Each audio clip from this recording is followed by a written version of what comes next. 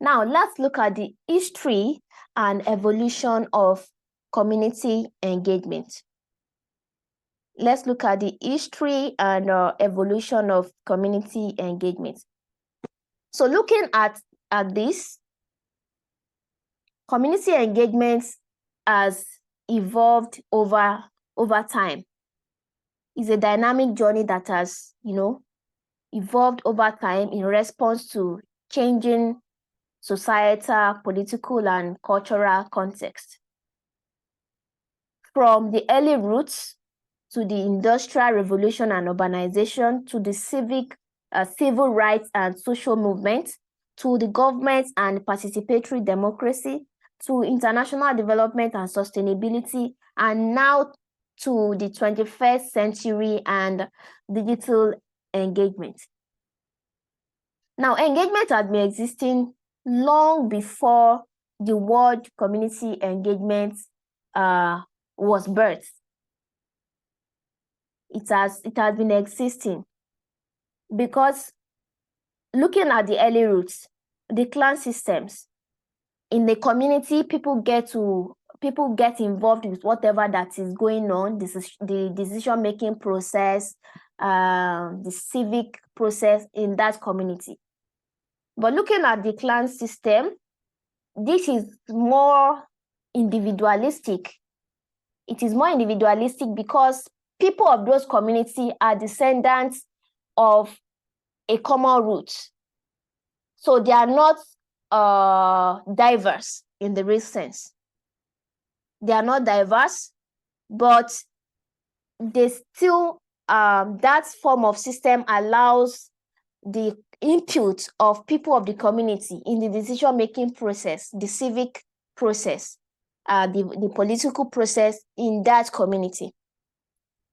So from this time, it evolved into Industrial Revolution and urbanization. Now, this Industrial Revolution and urbanization is as a result of shift towards urbanization and growth of industrial cities. During this period, urban planners and reformers, they recognized the need for community involvement in urban development to address the challenges which was brought by rapid urbanization. So because there is high growth of industrial cities, there's a high growth of urbanization, these urban reformers or urban planners, they now saw the need to involve the community in whatever they are doing. So it's like then they were practicing a form of community engagement.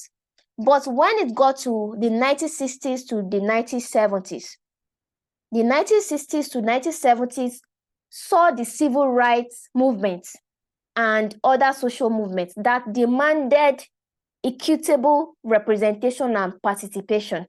Now, it was this movement that highlighted the need for marginalized communities to have a voice in decisions affecting them. So that is where the world started having something like grassroots organizing, community organizing, participatory action research that now empowered the communities to get involved in whatever that is happening in their community. So from this, it evolved into the government and participatory democracy. Now, in the latter half of the 20th century, governments now started seeing the value of engaging citizens in decision-making processes. Governments started what is called participatory democracy. So they started involving citizens in policy formulation and planning. This is when the term community engagement began to be more widely used. So from the early roots, it was just engagement because it is not necessarily, it didn't necessarily involve group of people. It was a bit individualistic. That means one person might just come because that person belongs to a certain clan of that community. For the early roots, they can come and say, okay, this is what I want to do. It is not about this is what we want to do. That was engagement then. But when it got to the later half of the 20th century, it became government and participatory democracy. When government started involving citizens, they started engaging citizens in decision-making processes, and it was called participatory democracy. This is when the term community engagement came into limelight. It started getting more widely used, and from there it got to the international development and sustainability. So because the term community engagement has gained importance, then approaches like participatory rural appraisal and participatory learning and actions were adopted to involve communities in shaping development initiatives. That is when people started getting more involved because the end goal is sustainability. The world now started taking community engagement so serious. It gained a lot of importance, and people started getting involved, and they started shaping how their community will get development. So we are presently in the 21st century, and we have the 21st century and digital engagement. Because of the advancement in technology, we now have online platforms, we have social media, we can now have virtual meetings. It is not necessary for people to leave their community and go to national houses, the parliament, before they can contribute. People can contribute even from social media. We have Twitter. From Twitter, you can tweet, and one of the members of the house will see what you are tweeting about, and from there they can take it into consideration. So because of the advancements in technology, there is now a revolutionized community engagement. Community engagement has been revolutionized because we now have technological advancement.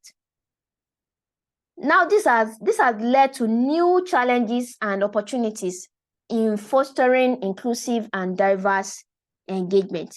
So it started from the early roots, and the evolution continued until now that we have advanced technology and digital platforms, and now people can engage.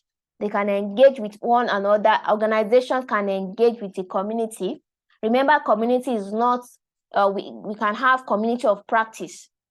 We can have a community of affiliation. So it's not necessarily you going into a community to meet with people face to face before you can actually engage them, because technology has made it a bit easier for engaging a community. That is about history and evolution of community engagement. So it is important to look at the principles and values that guides community engagement.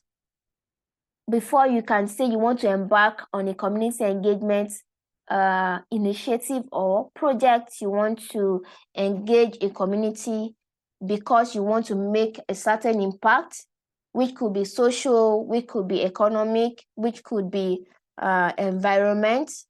You need to understand the principles and values that guides community engagement. Now let's look at these principles. We have inclusivity. Respect and cultural sensitivity is another principle. We have collaboration and co-creation. We have transparency and accountability. We have accessibility and communication, and the list goes on and on. Now, inclusivity, it ensures that all community members have the opportunity to participate and be heard. So if you are engaging a community, you must ensure a principle that guides community engagement is you ensuring that all community members have that opportunity to participate and be heard. It is not about you that is engaging the community. It is about the members of the community. So they need to be heard and they need to participate. Respect and cultural sensitivity. In community engagement, it is important to respect diverse cultural norms, beliefs, and practices.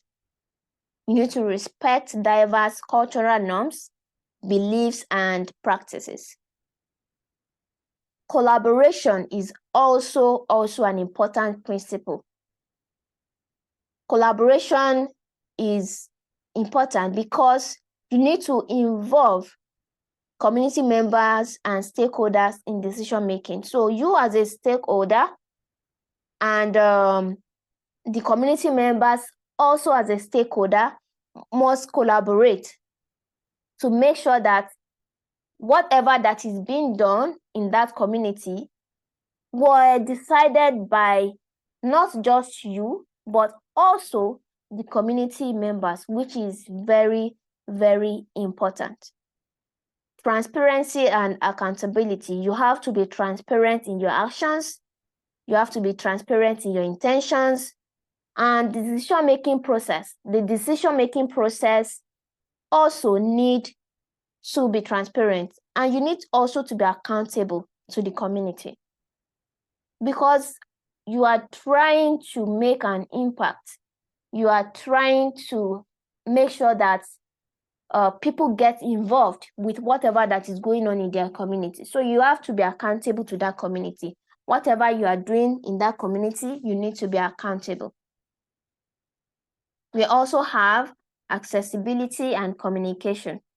You need to make information accessible, and you have to communicate in ways that community members can understand. Before you can engage a community, you need to understand that community so that you'll be able to know how to communicate with the community. So communication is a key principle of community engagement. Equity and fairness. You need to also ensure equal opportunities for participation. You need to involve in your approach. You need to make provision for let's say people with disability or people with other challenges. All right, you need to make provision for that, because that brings fairness. It brings equal opportunities for participation. Empowerment and ownership. Empowerment and ownership means that you in community engagement, you empower community members to have a say in decision and outcomes. So we have flexibility and adaptability. You need to be flexible with the changing circumstances and community needs. As somebody that is interested in engaging the community, you need to be flexible and adapt with whatever circumstances in that community and the needs within that community. Meaningful participation. You need to avoid tokenism. But tokenism means that just put people there so that other people will see that, oh, these people are represented. But in the real sense, you are not even allowing them to participate meaningfully. So this is a key principle in community engagement. You need to ensure that community members participate in ways that genuinely influence decisions. Let's get on the values.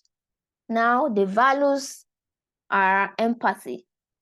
Empathy it is very, very important. It's a key value.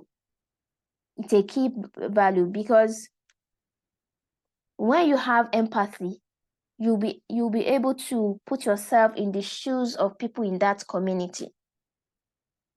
You will be able to understand what challenges people are facing. You will also judge less. You won't be judgmental because you have empathy. You are concerned. So that is empathy. Whereas active listening means you listen actively. Listening is different from active listening. You may listen, but you are not listening actively, because in active listening, you pick the tiniest information that is very important for that community engagement you are embarking on. You listen actively to community voices, you listen to their needs, and you listen to their aspirations. Mutual learning is another value, and mutual learning creates opportunities for both community members and organizations to learn from each other. Now, through mutual learning, the outcome of your community engagement program or initiative will be sustainable, because you have been able to learn from the community members, and the community members are also able to learn from you. Putting everything together will make the outcome of your community engagement sustainable. This is a key value of community engagement. Conflict resolution is also another value. You need to address conflicts through respectful and constructive dialogue. Within a community, there is always conflict, but you as an organization or as an individual coming into that community, before you can say you want to achieve a sustainable outcome, you need to look for ways to make sure there is opportunity for every member of that community. You need to make sure that whatever conflict that is on ground is addressed through respectful and constructive dialogue. You also need to consider the ethical standards of that community. You need to adhere to the ethical standards, including privacy. If a community member tells you that from this interview, I don't want my name to be mentioned, I don't want my face to be shown, you need to adhere to that. You need to adhere to that. You need to take consent very importantly, and integrity too. You need to adhere to ethical standards, which includes privacy, consent, and integrity. The last is continuous improvement. You need to assess and improve regularly. You need to see what is working and what is not working.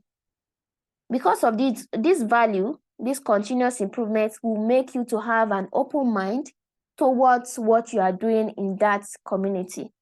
When you have an open mind, you'll be able to get to work on feedbacks, to request for feedbacks, and also to learn from those feedbacks, because these learnings will help you improve your strategies based on those feedbacks and lessons you have learned. These principles and values of community engagement provide a strong foundation for designing and implementing effective and ethical community engagement initiatives. So they are very important. Now let's look at the key takeaways in this module. In this module, we have been able to understand the concept of community engagement. We mentioned that community engagement has two keywords, that is community and engagement. Community, group of people that are living together within a society. And we also talked about engagement as getting involved with. Now, engagement, community engagement is a strategic process. That means you have to be strategic about it.